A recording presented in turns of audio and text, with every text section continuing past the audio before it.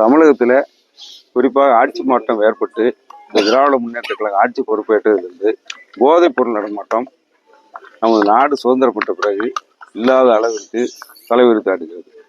இந்த போதைப் பொருள் நடமாட்டத்தினால் என்ன பிரச்சனைகள் என்று சொன்னால், சட்டம் ஒழுங்கு கெட்டு குட்டிச்சு வர்றதை விட பெண்களுக்கு பாலியல் வன்கொடுமைகள் இந்திய நாட்டிலே இன்றைக்கு தமிழகத்தில் அதிகமாக நடைபெறுகின்ற சூழ்நிலை தொடர்ந்து நாமும் அன்றாடம் நடைபெறுகின்ற நிகழ்வுகளை பத்திரிகைகள் மற்றும் தொலைக்காட்சிகள் வாயிலாக நாளும் பொழுதும் பார்த்து கொண்டிருக்கின்றோம்.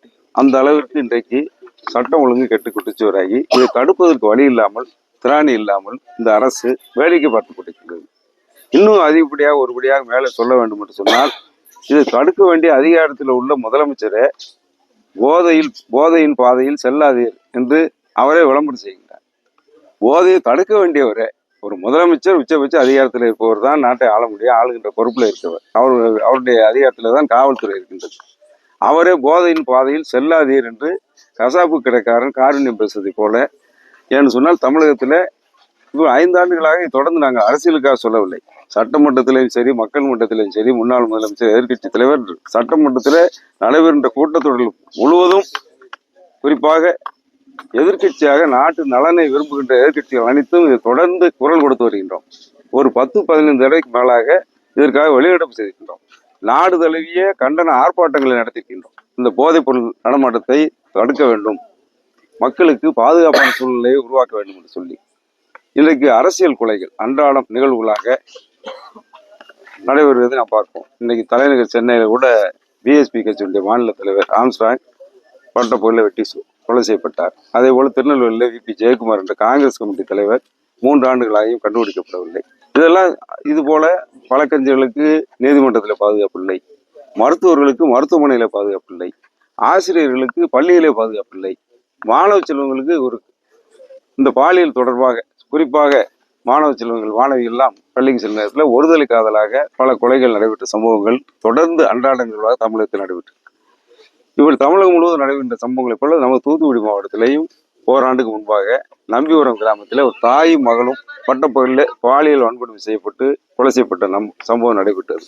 சமூகத்தில் சம்புலிங்கவரம் கிராமத்தில் கூட ஒரு சம்பவம் நடைபெற்றது. இன்றைக்கு வேடநத்தில் நெஞ்சை உழுக்குகின்ற அளவுக்கு மிக கொடூரமான சம்பவம்.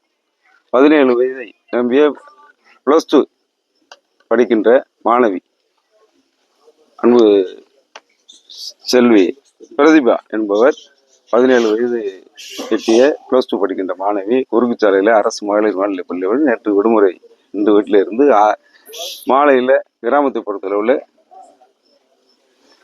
இயற்கை உபாதை கழிப்பதற்கு ஊரில் அருகில் வெளியே சொல்வது சகஜம். அந்த நிலையில் அவர் 6 மணிக்கு வீட்டை விட்டு வெளியே சென்றிருக்கின்றார்.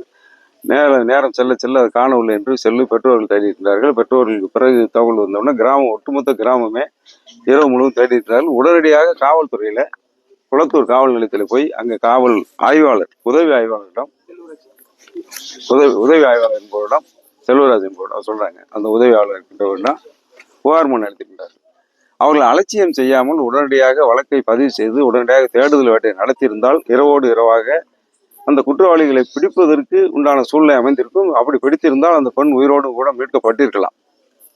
அதையும் செய்யவில்லை. அதுக்கு அடுத்தபடியாக காலையில திரும்ப சென்றவுடன் இது நாங்கள் இந்த வழக்கை எடுக்க முடியாது, நீங்கள் அனைத்து மகளிர் காவல் நிலையத்தை செல்லுங்கள் என்று சொல்லி இந்த குடும்பத்தினர் கிராமத்தினரையும் அலைக்கழித்து சொன்னவுடன் இவர்கள் விளாத்திக்குளத்தில் உள்ள அனைத்து மகளிர் காவல் நிலையத்தை சென்றவுடனே அங்கேயும் போதிய அவங்களுக்கு சரியான பதில் இல்லாமல் அலைக்கழிக்கப்பட்டு அந்த பெண் யாராவது காதலித்ததா என்ன தேவையில்லாத கேள்விகள்லாம் கேட்டு உடனடியாக வழக்கு நடவடிக்கை எடுப்பதை விட்டுவிட்டு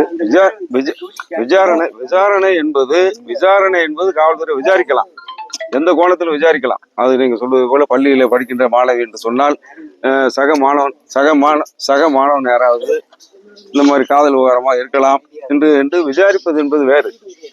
எப்பொழுது விசாரிக்க வேண்டும் என்று சொன்னால் உடனடியாக வழக்கை பதிந்து விட்டு அதற்கு பிறகு விசாரணை நடத்தால் உண்மை தகவல்லாம் வெளியே வரும். ஆனால் வழக்கே பதியாமல் இவர்களை அலைக்கழித்து விட்டு அதற்கு பிறகு பெண் சடலமாக இங்கே இருக்கின்ற அந்த மாணவி சடலமாக, இன்னும் சொல்ல போனால் உடம்புல உள்ள காயங்களை பார்த்தால் இனிமேல் மருத்துவ பரிசோதனை வந்த பிறகுதான் அது முழு விவரங்கள் தெரியும். முழு உடல் பரிசோதனை செய்த பிறகுதான் முழு விவரங்கள் தெரிய வரும்.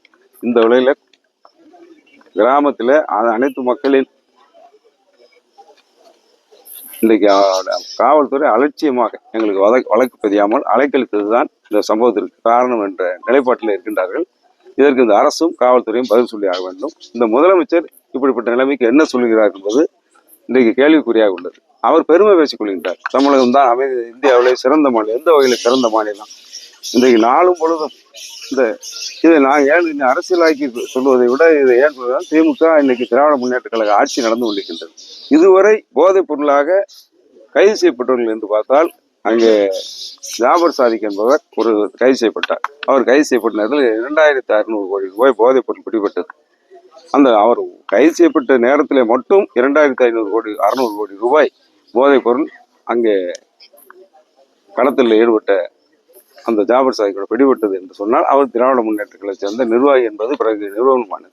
அதற்கு அடுத்தபடியாக ஒரு பெத்தமட்டைன் என்ற ஒரு வெளிநாட்டில் உள்ள போதைப் பொருளை கடத்திய நபர் பிடிபட்டவுடன் அவரும் திராவிட முன்னேற்ற கழகம் இப்படி வேலி சேர்ந்தவர் என்பது தெரிய வந்தது. இதெல்லாம் சட்டமன்றத்தில் தொடர்ந்து இதெல்லாம் நான் இன்றைக்கு இந்த சம்பவம் நடந்திருக்கா அரசியலுக்காக தேர்தல் வருகின்றது போன்றது ஆட்சி அதெல்லாம் தேர்தலுக்கு பிறகு மக்கள் முடிவு செய்வார்கள். அதுக்காக இல்லை, இந்த சம்பவங்களை எல்லாம் வலியுறுத்தி இதை அதிகப்படியான அழுத்தத்தோடு சட்டமன்றத்திலே மாண்புமிகு முன்னாள் முதலமைச்சர் எடப்பாடியார் அவர்கள் பல முறை அரசின் கவனத்துக்கு ஒரு எதிர்கட்சியாக நாங்கள் கொண்டுதான் செல்ல முடியும். ஆனால் அதை கட்டுப்படுத்த வேண்டிய நிலையில இருப்பது என்றது ஆட்சியாளர்கள், எந்த ஆட்சியாளர் இருந்தாலும் ஆட்சியாளருடைய பொறுப்பு தான் அது. இதையெல்லாம் அலட்சியம் செய்த காரணத்தினால்தான் இப்படிப்பட்ட சம்பவங்கள் நடைபெறுகின்றது.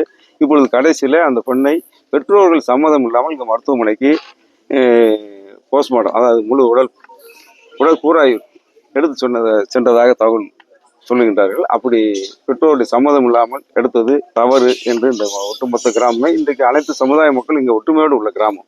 இந்த கிராமத்தில் பார்த்தா எந்த பிரச்சனையும் இல்லை. ஏதாவது சம்பவம் நடைபெற்ற இடத்துல பார்த்தாலும் அதுக்காவது முன் விரோதங்களுக்கு பிரச்சனை இருக்கு. அப்படிப்பட்ட நிலைமைக்கு இங்கே வழி இல்லை. எங்கள் ஒருதாய் மக்களாக சகோதர உணர்வோடு இந்த வேடநத்தல் கிராமத்தில் உள்ள அத்தனை மக்களும் ஒற்றுமையோடு வாழ்ந்து கொண்டிருக்கின்றார்கள். எனவே அதனால இன்னைக்கு நீங்க சாலையில பார்ப்பீங்க, கண்கூட நம்ம பார்க்கும்போது அந்த நிலைமை நமக்கு கண்கூடா தெரியுது.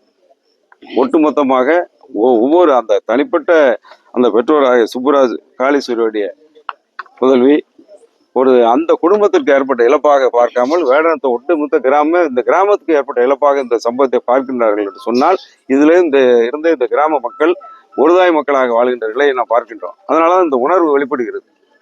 எனவே இந்த நிலையில இவர்களுக்கு நியாயம் கிடைக்க வேண்டும்.